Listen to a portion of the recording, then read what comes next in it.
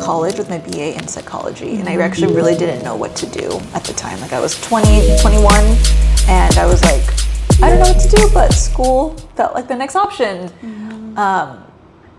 So I started an MFT program. Like I did a couple classes, like very part-time, just to kind of test the waters. And this was years ago. And then I was like, I don't think I want to do this, but I didn't know what to do. So school kept feeling like that was like all I know how to do. So let me just continue in it. But then I took a year off. I lived abroad in Southeast Asia for a year, which is why I take my shoes off now, like everywhere I go, or in homes, because like I just got so used to it, and it just it's gross out there. For real. So I lived abroad for a year in Southeast Asia, and I was like, I'm gonna take this year off to figure it out, and then I never figured it out, and I came back and I was like, oh shit, like I still don't know what to do, so let me just continue taking classes, because being a student is what I felt felt comfortable doing. And then finally, like again, I was only taking a little bit of classes, so it wasn't like a full class load. At the time I was seeing a therapist, and she was like, I think you need to get real world experience to see if you want to continue. So I ended up like stopping school, becoming a case manager for a couple years. And at the time I was like, okay, I want to go back to school, but I was figuring out, do I want to go back to like MFT or social work? Was that at our shared workplace where you were a case manager? Okay, got it. Yep. Liked the work. I was getting burned out as a case manager though too. So I hear that. Yeah. I think I was like, I need to figure it out. And I really wanted to go to social, like, I think I mentioned on a recent reel, I really wanted to go to like UC Berkeley's like School of Social Work. I drove out there with some friends, and we went to like this info program, and I was like, I'm gonna do it. For weeks I would look at the application and I just feel like I can't do it. So I never did it. So I was like, damn. And plus I didn't want to take on a lot of loans. Like that was the other part too. I was like kind of thinking about the future. I was like, I don't want to take on a lot of loans. I already have a few of these classes done. Let me just go back to that program that I started. So I ended up going back and finishing out there. And that's why I'm a therapist now. But even during that process, I've had doubt. And even, so when people have been asking me like, are you just burned out? It's like, no, like I've literally had these doubts since like when I first started, but I just didn't know what to do. So I just kept going to school because I really just didn't know what to do. Have you learned, I don't know, like any body cues or like what a yes feels like or a no? Or So that's a great point. Back then I was so disconnected from myself. I just honestly probably was on autopilot that I didn't, and so I'm 33 right now. This was like 10 years ago. So I was like in my early 20s when all this was happening. I didn't have that internal compass that I think I now do. But that's a great question. Like I think now I know what my yeses are a little bit more. I still sometimes second guess things and overthink things, but my internal compass is way better. And I think that's why now I'm like, I really don't want to do this. Okay. And I'm now in that part where I'm like, and again, this is not just like a year of like burnout. I'm like, this has like been a whole 10-year process of me ignoring these signals, but just keep going because I didn't know what else to do. And I didn't feel like, I knew what else to do. So I think I preface that by saying like, I do love the client work. I do love helping people. So it's like when I'm in session, I'm not like on my phone. Like I feel like I show up 100% because I do love the client work. It's just everything else that I don't like. Like the system that we have to work in. Correct. The system. You know, people say once you get licensed, you can go into private practice, which is a beautiful thing. But I'm like, I don't want to deal with insurances. Like I don't want to be stressed about like having to meet that 53-minute mark or like 30-minute mark. Like, so I guess like private pay would be the option, but I'm like, that feels, I guess that's where my growth, my fixed mindset is like, that's kind of, feels like that would be hard to do. But all that to say is that's kind of been my journey. And at this moment, I am still a therapist. I'm still working as a therapist, and my plan is to finish 400 and something hours left, get licensed, and see what goes. So us being therapists, you know, that's kind of what sparked that conversation, because a couple months ago I was burned out at a community mental health job, and also being like the primary higher like income earner in my, marriage. I think we kind of connected on like a kind of like this similar, season of life that we're in. So we'll kind of transition to that. But the word I've been using is like breadwinner, but I'm like, what does that even mean? And like, what does that mean to you? And maybe we can talk about that. Like, maybe there's a different word to describe it too. But that's kind of what comes to mind is breadwinner. But yeah, I was thinking about that this morning actually, like as I was getting ready, like what other word can I use besides breadwinner? But I couldn't think of one. Yeah. Right? Yeah. Because I've been a therapist since 2019, and then the job I just left, it was at a large HMO, and I was there for almost 4 years, and it was the first time like I was making six figures and stuff, which I was really grateful for because, as you know, my husband's an immigrant, and part of the process of him coming here was I had to prove that I could support him, right? Because, they don't want, immigrants coming and taking our welfare or whatever, right? Yeah, that narrative. Yes, exactly. So I was very grateful, like, cool, I have this like awesome paying job. And yes, I'll be able to support him, right? So that I knew that was the plan. Yeah. I never considered myself as the breadwinner though. Especially because with my upbringing, I think with my siblings, I was like the dumb one or the funny one. I was never like the smart one. Like one of my uncles would joke that like, oh, your siblings are going to have to take care of you when you're older and stuff, right? Which I didn't realize like how much it impacted me at the time, hearing things like that. But then here I am, making six figures, and my husband's going to come and I'm trying to think like, what is a breadwinner, right? Yeah. Because I don't know. Yeah, I feel like it's, at least for me, I feel like it's associated with like maybe back in the 60s, 50s where like there's a stay-at-home wife, the husband comes home and the wife cares for the house. But I don't know what another word would be like. I think in our case, like my husband does bring in income, but I make more than him right now. And that's kind of because he, is on this journey of entrepreneurship. And that was something that we just kind of decided like, hey, and I 100% support him. So I'm like, I will take care of us, pay for the rent. That's what he pays for everything else. But I will pay for the rent. And while you figure out, you build your business and stuff like that. So that was what we decided back in like December when we moved here. But then I was burning out and I was like, the financial pressure, because like I really wanted to leave the job. Yeah. But I also knew like I had money saved, but I'm like, I didn't want to tap into my savings. So like I kind of continue writing it out because I'm like, we now have rent to pay. Prior, we were both living, with our parents. So, there wasn't much bills. So when we, that was an intentional choice. We did want to live together, we were married. Yeah. So that was something I was like, you know what? It's fine. Like I make enough, like I'll do that. But the tough part was like, damn, managing that in a job where I'm like, I really want to leave, So I think I stayed at the job a little longer until finally I was like, you know what, I'm done. Because it was just so much burnout and stuff. But so I got off track. But all that to say, I don't know if breadwinner is the right word.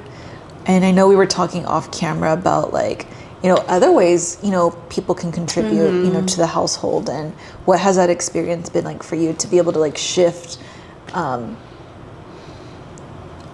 what contribution looks like? Because I know in my house, like in my growing up, my family of origin, it was kind of like whoever made the money had the power, like whoever made money, it's like, it was their house. Like, at least that's what, my parents would say.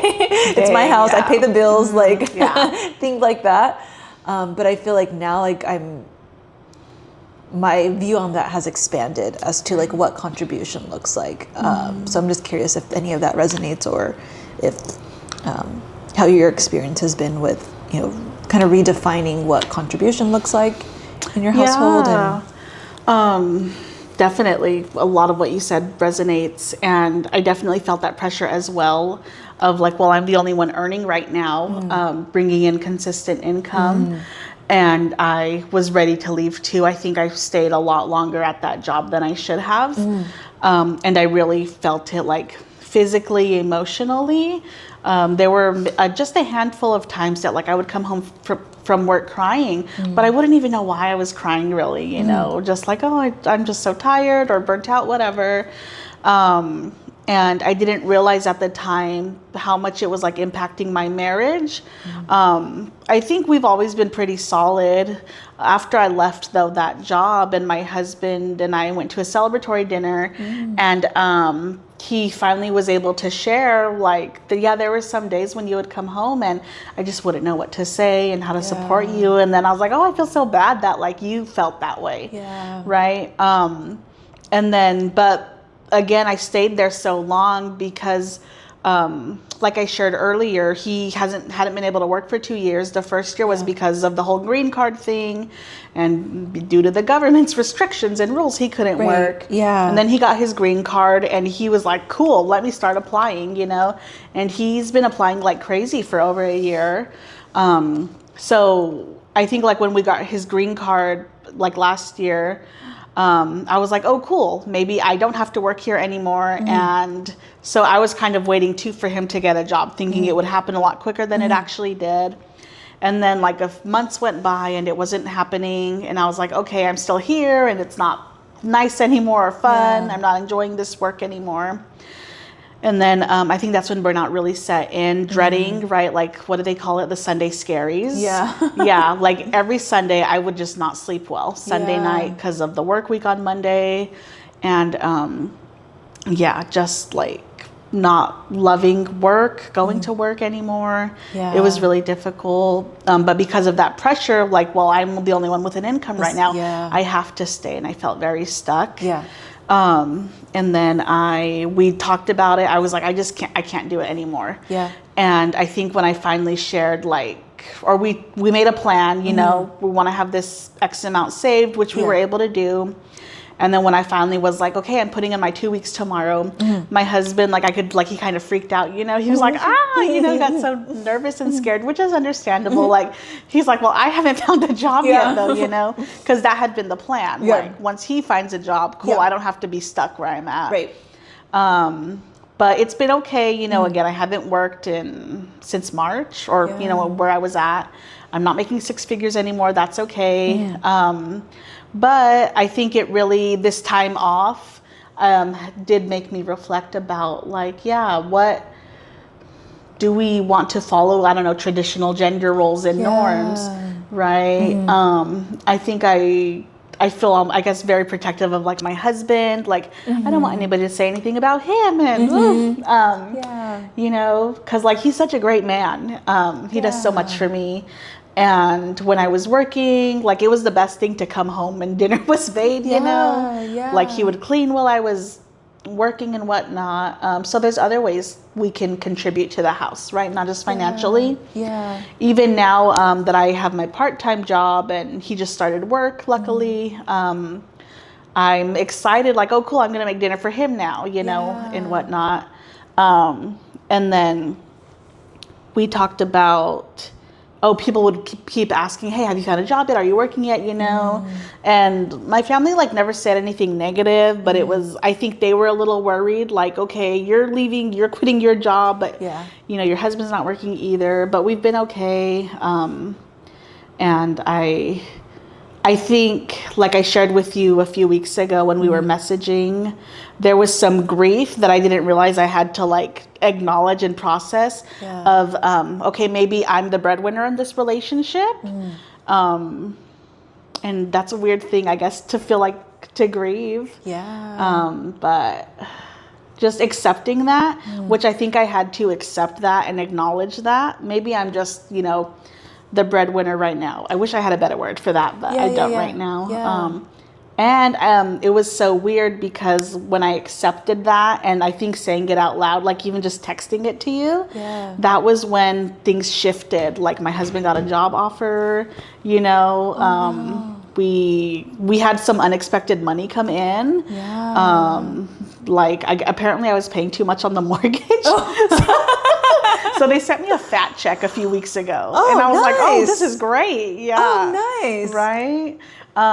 Which again, tying in the grief, this is why it's so important to acknowledge and allow yourself to process like the grief or any emotion that you're feeling. Yeah. Right. Because who knows how long I was carrying that with me. Yeah. Right. And I acknowledged it. I processed it, you know, just in talking with you about it. And I let that go. And then like things are shifting. Yeah. Isn't that wild? That is. And that sounds like something similar. I think I said it on camera about like your workshop for me, like being able to process that or acknowledge that avoidance, you know, start that grieving process. I feel like things have then took a different direction for me, and how important it is to talk about things or acknowledge things, not avoid things. And it sounds like we have similar processes with, you know, acknowledging things and grieving things, but in, you know, different ways and stuff. So yeah, thank you for sharing. You know, that's kind of why this whole talk has started, because we did connect, you know, over that of, you know, something that you're, you know, figuring out in this season of life. And when you said it, I was like, oh my God, me too, you know. And we had no idea about that. We had no idea. About each other. Right. Yeah, no idea. And I mean, these are things that, you know, I don't think we share publicly on our social media, but yet we're experiencing it. And I like how I feel very protective of my husband too. So he's a good we have good husbands. Yes, we have great husbands. And, you know, this is just a season of life we're in. And that's like some of the stigma I feel nervous talking about. Cause like, I don't know, like I'm not traditional in the sense, like I don't follow traditional things, but I feel like there is still this expectation for men to be the financial provider, and if they're not, then they're not a man, or like, you know. But I'm like, and I processed this with my therapist, because I told her, you know, we're going to be talking about, you know, this topic. I'm like, my husband provides for me in so many other ways that I rather have than like if someone just provides money but like is an asshole, or like, you know, doesn't contribute, you know, do his portion of the chores around the house, or, you know, expects the woman to do everything. So it's like, I'm, you know, I don't want that. Yeah, that's so true. Because what would be the alternative to what we're doing now, right? Like, okay, the man being the main financial provider. Like, I wouldn't want to be at home either, though, just hanging out, doing nothing. You know, yes, I would keep up the house, of course, but I wouldn't want to. I want to work. Right? Like, I think and that's why I was like so excited to have you like come and talk, because I think it's like, a thing that I think, especially as Latinas, or I don't know, research, people can fact check me, but like, you know, as we continue to grow in our education and, you know, get higher, you know, paying jobs, like maybe your partner also has the same income as you, or maybe they don't, who knows, but if people don't have, you know, the partner that has the same or more income, then these kind of conversations are important, and it doesn't mean anything about like our husbands or, you know, things like that. So I think that's the important conversation I wanted to have, was like, just like earning money doesn't equate manliness, right? Or like being a provider, and I think we need to change those narratives in society. I agree. I think especially, again, I don't know the data on this, I'm just going by what I see on social media, but it seems like a lot more like Latinas are graduating college than like their male counterparts, right? So I think maybe we are just going to be higher earners, better educated than, you know, who we spend our lives with or choose to spend our time with, right? The things are, I think maybe back in the 50s, you know, it was usually men going to work, but it feels like things are kind of changing now. And that was also back when you think about the 50s and whatnot, that was when you could have a family and a home off of just one income, right? One income, right. And like now it's like really probably hard to do that, especially in California. For real. Growing up for you, what was like your definition of breadwinner, or like, you know, the man being the provider? Like, what was your experience with that narrative growing up? I think it was based off of a lot of just what I saw on TV. You know, I watched a lot of sitcoms growing up, like the stay-at-home mom, and the dad going to work. I was raised like we lived with our mom up until I was 10. She was raising us, with a lot of help from family. But then when I was 10, we moved in with my aunt, and she was a single, like, essentially became a single mother overnight. But she was actually like doing well financially. I want to say at the time, with what she was doing as a single parent, she was probably bringing in more than like my friends who had a 2-parent household. So I'm trying to think like what I thought about, I don't know, finances when I was younger. Yeah. Or maybe even like, because in my mind, like I think about breadwinner as being like the male, but maybe that's not always the case in all families, right? It can be also the female or the mom or whoever, is living in the household. So it sounds like even those experiences kind of help you expand who that role is, and it's not just like a man. Yeah. And I think even like what I saw on TV, I didn't grow up with in my own life, because even my aunts who were married, they, the husband went to work, but my aunts were on disability for whatever reason. So they still had income like that way. But I think like the more traditional gender roles I saw was like, the woman did most of the homekeeping or homemaking, and the male went to work and whatnot. Which, I think I got my work ethic from seeing like one of my uncles in particular going to work and being on time even earlier. I would say I feel like I have a very strong work ethic, and I saw that from like seeing my uncle, or I got that from seeing my uncle go to work and whatnot. Yeah.